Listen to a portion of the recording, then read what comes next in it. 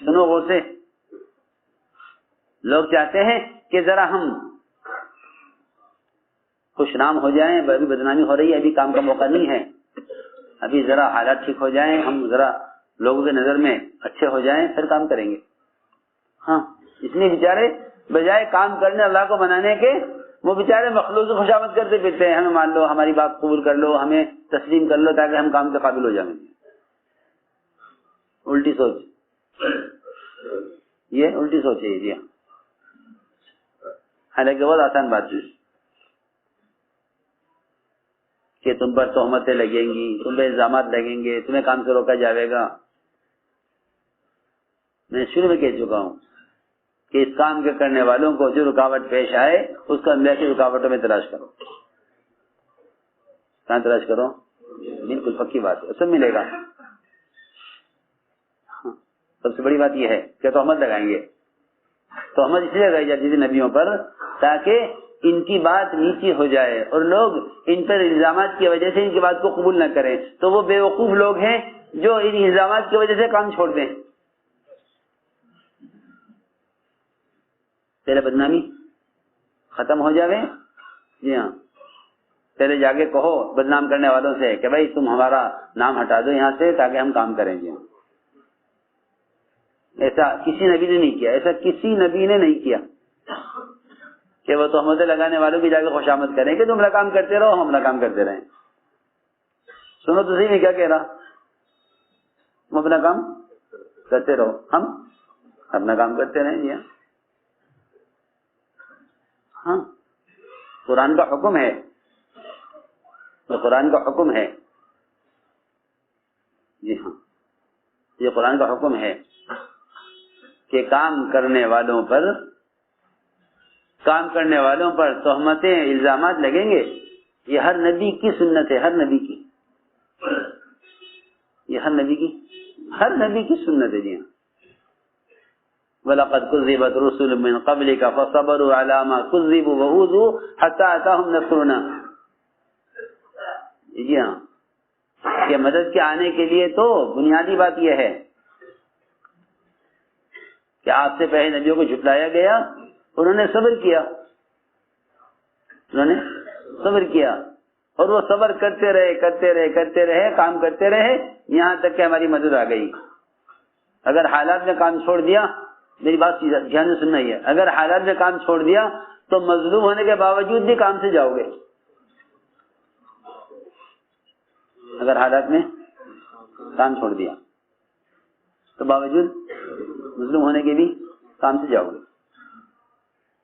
اللہ تو کام صرف ان سے لیں گے جو حالات میں حکم برا کریں۔ اللہ نے حکم دیا یہ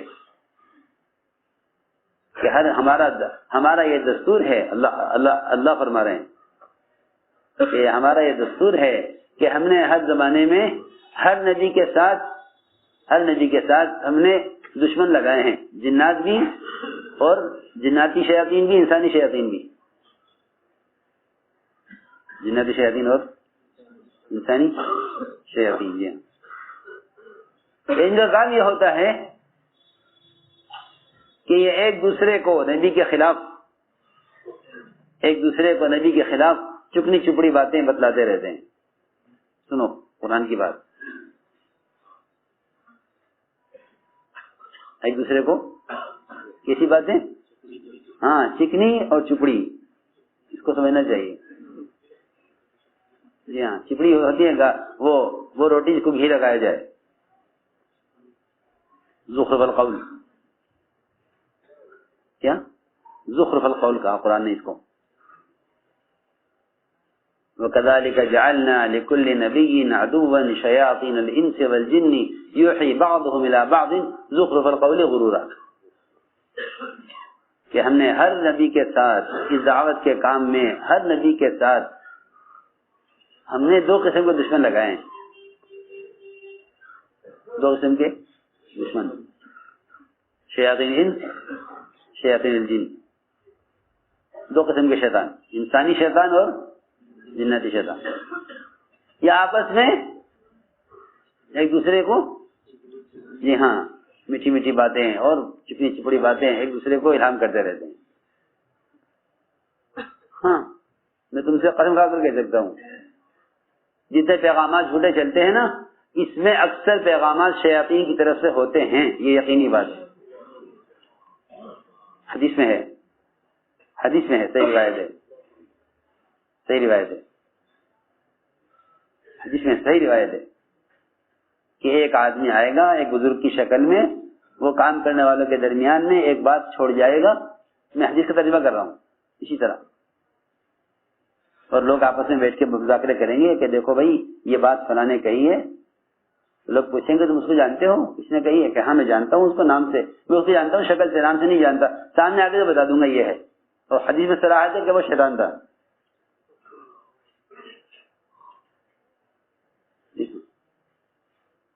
صراحت ہے کہ وہ شیطان تھا،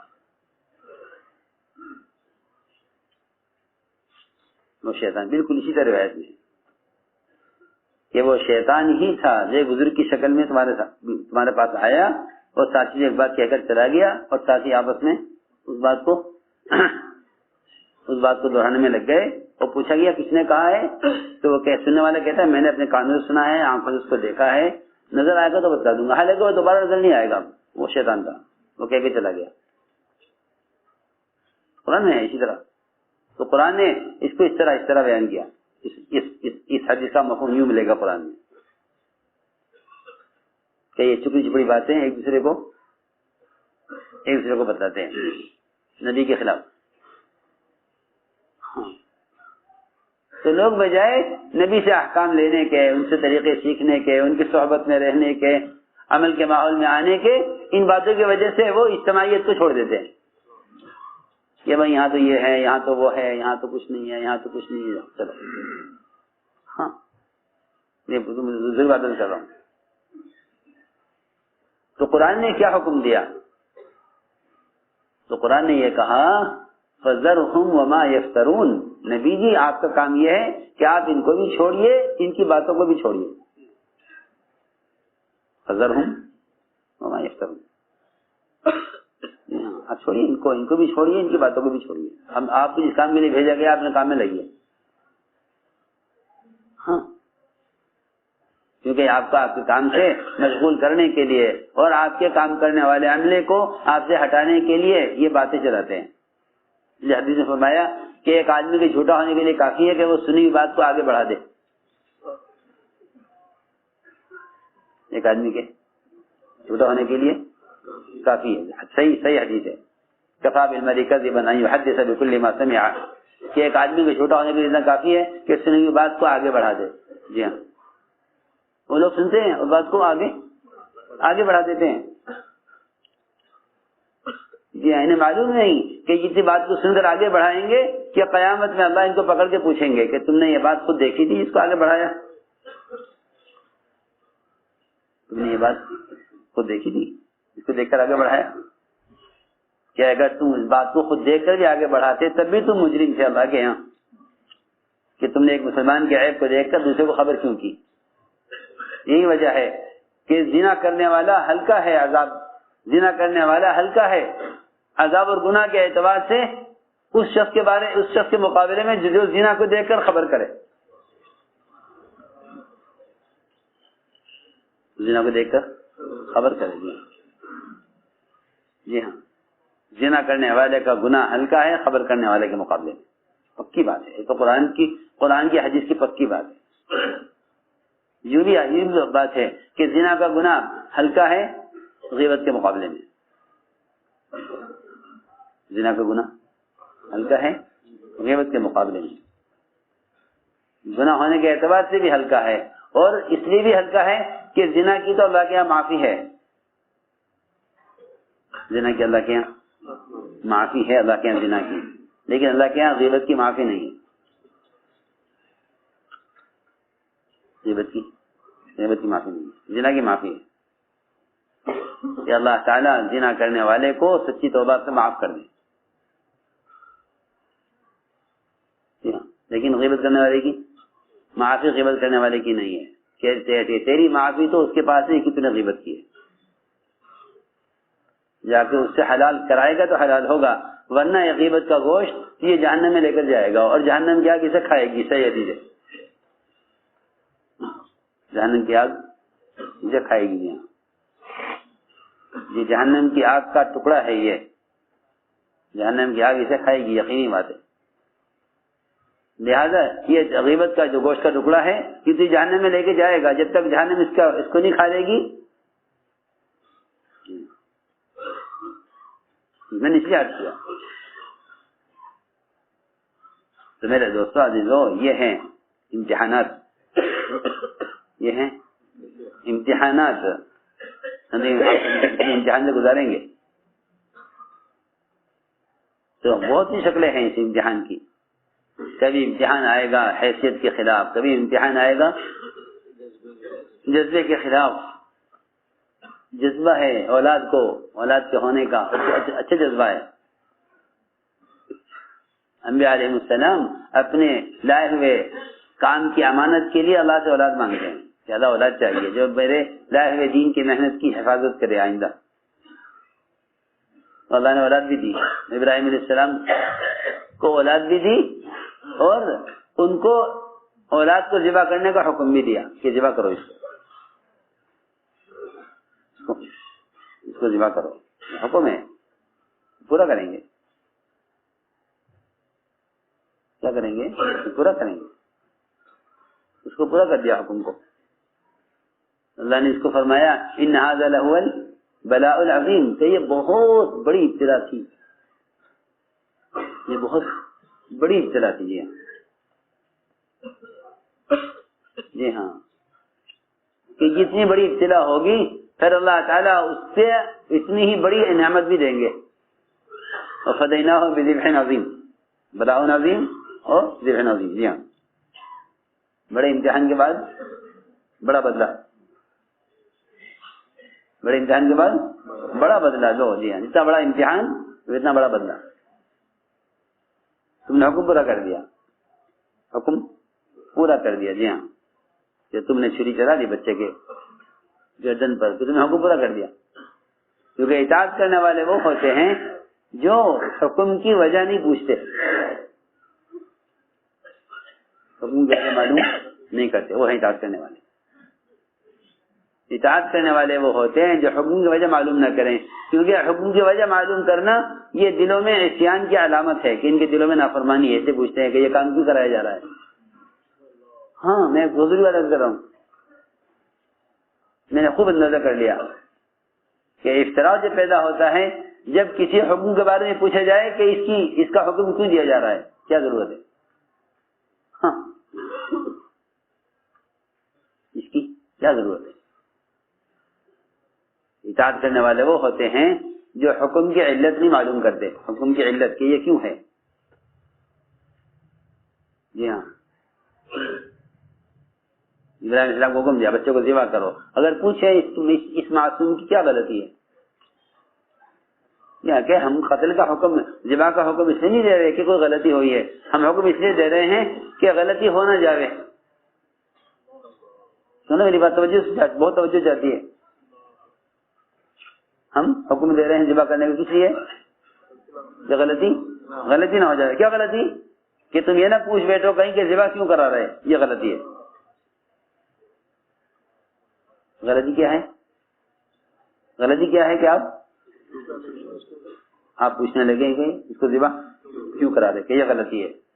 ہم اس کے امتحان لینا چاہتے ہیں کہ تم ہم سے علت پوچھتے ہو یا علت پوچھے بغیر حکم پورا کرتے ہو. جی ہاں، اللہ کا قرآن میں جگہ جگہ مثالیں ہیں، اسے غور کرنا چاہیے. اللہ نے حکم دیا کہ گائے ذبح کرو، کیوں؟ اتنے بڑے اللہ، اتنے بڑے اس کے احکام، نماز، روزہ، زکوٰۃ، حج، احکام شریعت، پھر اس کے ساتھ کیا؟ گائے ذبح کرو. کیوں گائے ذبح کرو؟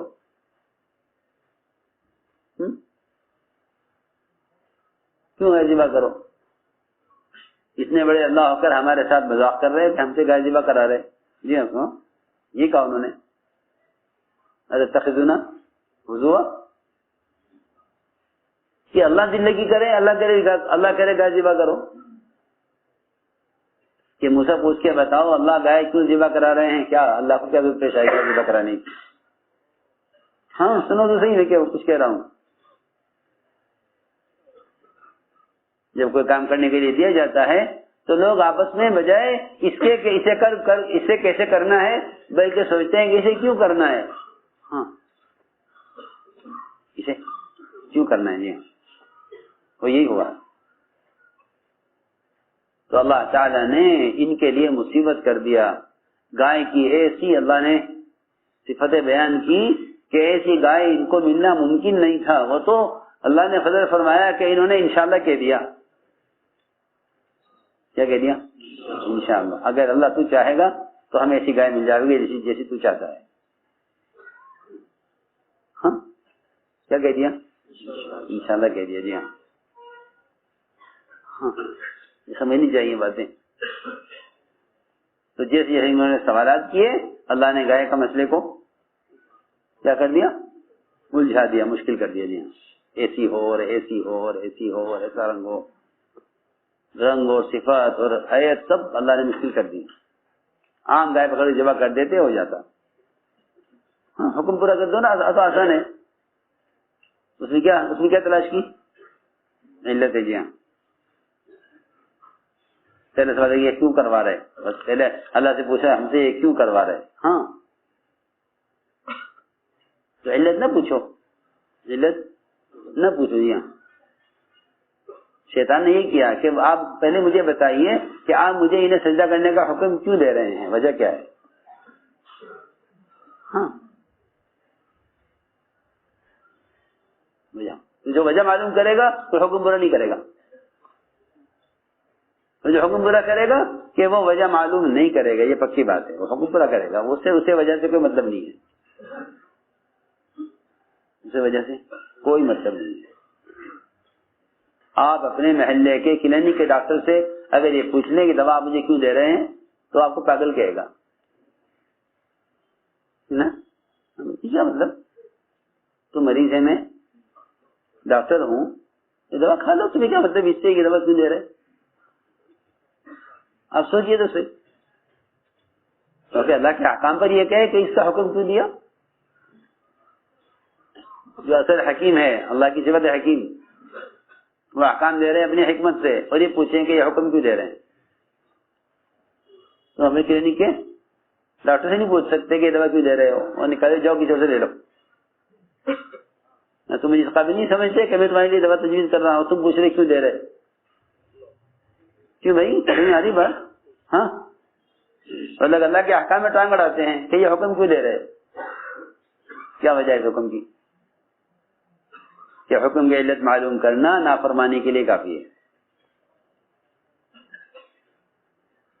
تو میرے عزیزو یہ ہے اللہ کی ابتلا، اور اس ابتلا سے لوگ گزر رہے ہیں صبح شام.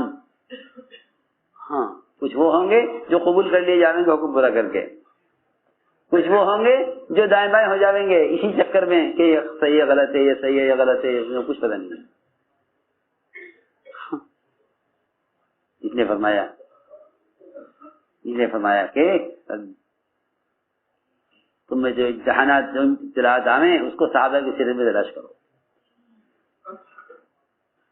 تو کبھی حکم آئے گا جذبے کے خلاف، کبھی حکم آئے گا حیثیت کے خلاف، کبھی حکم آئے گا معمول کے خلاف. جی ہاں یہ بھی امتحان ہے، بڑا سخت امتحان ہے. کس حکم آئے گا؟ معمول. ایک معمول چل رہا ہے، ایک کام آدمی چل رہا ہے ایک معمول پر، پھر حکم آ جائے گا کہ نہیں اس کو ایسے نہیں، ایک دم ایسے کرو، اس کو ایسے نہیں ایسے کرو. کیوں؟ ہم دیکھنا چاہتے ہیں کہ تم میں کتنی اجتماعیت ہے، نبی کی اطاعت پر کتنی اجتماعیت ہے. یہ نہیں کہ جس کا دل چاہے یوں کر لے، جس کا دل چاہے یوں کر لے، یوں نہیں. ہم دیکھنا چاہتے ہیں کہ تم میں اجتماعیت کتنی ہے. کیونکہ یہ اجتماعیت نہیں ہے کہ جس کا جس طرح دل چاہے اس طرح کر لے، یہ اجتماعیت نہیں ہے. تو میں اس کو میں عرض کر رہا تھا کہ حکم آئے گا کبھی معمول کے خلاف. نماز ہوتی تھی بیت المقدس کی طرف، نماز ہوتی تھی بیت المقدس کی طرف، حکم آیا کہ آپ رخ پھیر لیجئے بیت اللہ کی طرف، اور یہ حکم بھی نماز کے درمیان میں آیا. یہ بھی نہیں کہ ظہر پڑھ لو پھر اثر سے ادھر پڑھ لینا، یہ بھی نہیں. ہم تو فوراً دیکھیں گے کہ یہ حکم فوراً پورا کرتے ہیں. ہاں اطاعت حکم آیا جی ہاں کہ رخ پھیر لیجئے بیت المقدس سے بیت اللہ کی طرف. تو صحابہ آپ کے ساتھ ساتھ پلٹ گئے فوراً، آپ ادھر گھوم گئے اور صحابہ آپ کے ساتھ ساتھ گھوم گئے بیت اللہ کی طرف.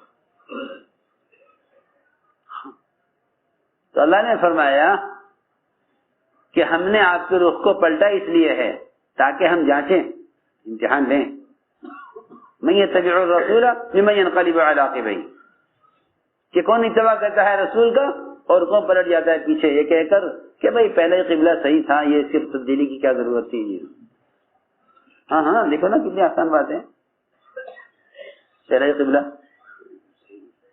قبلہ صحیح تھا، اسی پہ چلتے رہتے، اس کو بدلنے کی کیا ضرورت تھی. یہاں ہم دیکھنا چاہتے ہیں ہو جی ہاں، تو رخ بدل دیا بیت المقدس سے بیت اللہ کی طرف. جی ہاں، تو لوگ یہ کہیں نا کہ اس کی کیا ضرورت تھی، تو اللہ نے ایسا سوال کرنے والوں کو قرآن میں بے وقوف کہا ہے کہ یہ بے وقوف ہیں، احمق لوگ ہیں.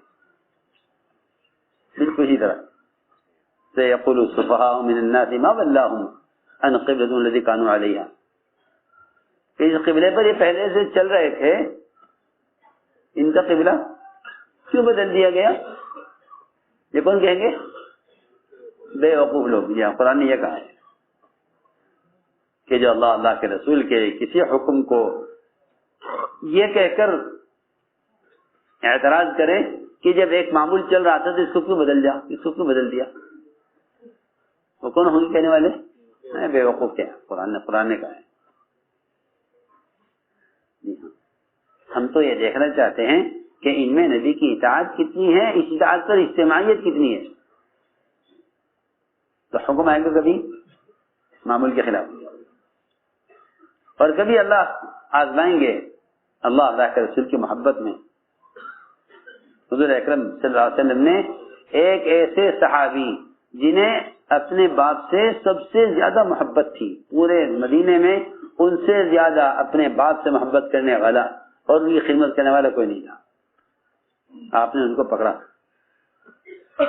ان کو پکڑا، ہاں یہاں ہو، اور بلا کر اس کے سوا کچھ نہیں کہا کہ فوراً جاؤ اپنے باپ کا سر کاٹ کر لے آؤ، اور کچھ نہیں فرمایا. کیا وجہ ہوئی، کیوں ہوا، کیا کچھ نہیں فرمایا. جاؤ اپنے باپ کا سر کاٹ کے لاؤ. تو وہ صحابی دوڑے، فوراً سنتے ہی دوڑے، آواز دیا کہاں جا رہے؟ یہاں ہو، کہاں جا رہے ہو؟ آپ کا حکم ہے، باپ کا سر لینے جا رہا ہوں. آپ کا حکم ہے جی ہاں، باپ کا سر دیکھو، آپ کا حکم ہے. میں نہیں پوچھوں گا کہ کیا وجہ ہے، آپ کا حکم ہے، بس اس سے زیادہ ہم کچھ نہیں جانتے. کہ آپ کا حکم ہے.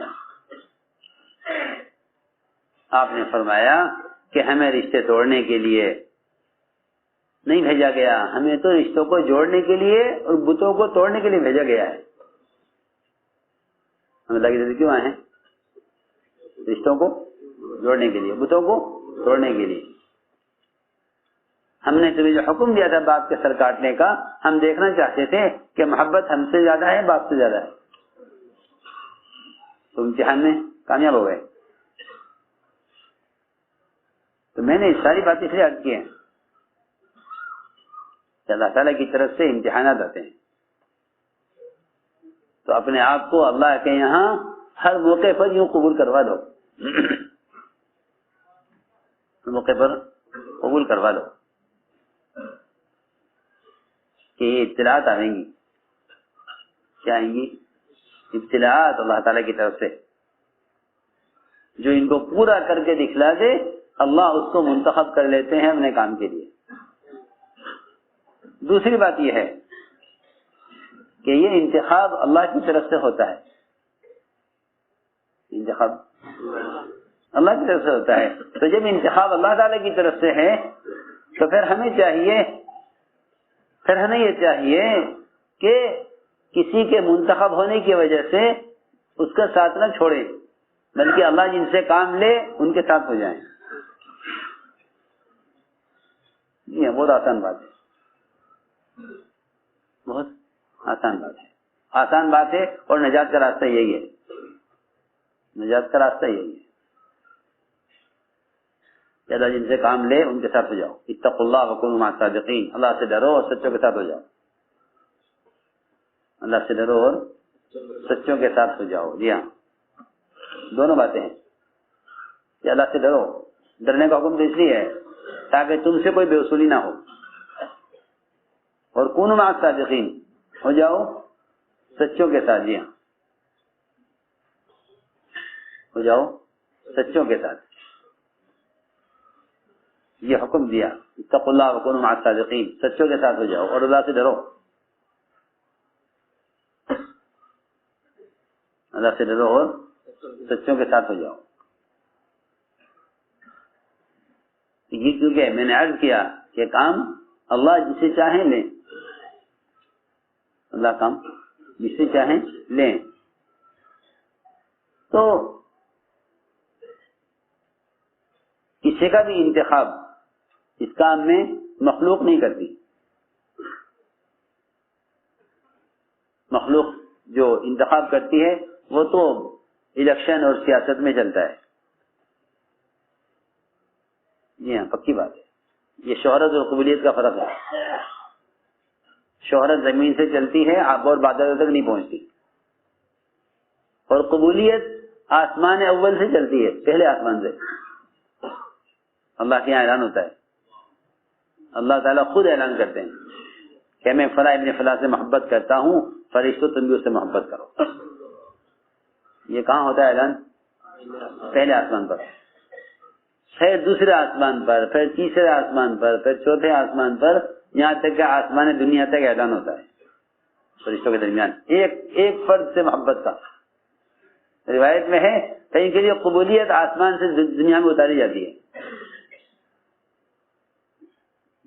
قبولیت آسمان سے دنیا میں اتاری جاتی ہے، یہ ہے قبولیت جو اللہ کی طرف سے دلوں میں اتاری جاتی ہے۔ روایت میں آتا ہے اگر کوئی چھپ کر کوئی نیک عمل کرتا ہے تو اللہ تعالیٰ اس کی اس عمل کی وجہ سے لوگوں کے دل میں اس کی محبت ڈال دیتے ہیں، حالانکہ انہوں نے اس کو یہ نیک عمل کرتے ہوئے دیکھا نہیں ہے۔ اور کوئی آدمی چھپ کر گناہ کرتا ہے تو اللہ تعالیٰ اس کی نفرت لوگوں کے دلوں میں پیدا کر دیتے ہیں، حالانکہ ان لوگوں نے اس کو گناہ کرتے ہوئے دیکھا نہیں ہے۔ اس لیے بہت آسان ہے یہ، اس حدیث کا مطلب یہ ہے ایک روایت میں کہ جو آدمی دیکھنا چاہے کہ اس کا اللہ کے یہاں کیا مقام ہے، جو آدمی دیکھنا چاہے کہ اس کا اللہ کے یہاں کیا مقام ہے، تو یہ دیکھ لے کہ اس کا اللہ کے مخلوق میں کیا مقام ہے۔ جو درجہ اس کا اللہ کے یہاں ہوگا وہی درجہ اس کا مخلوق میں ہوگا۔ یہ ہے۔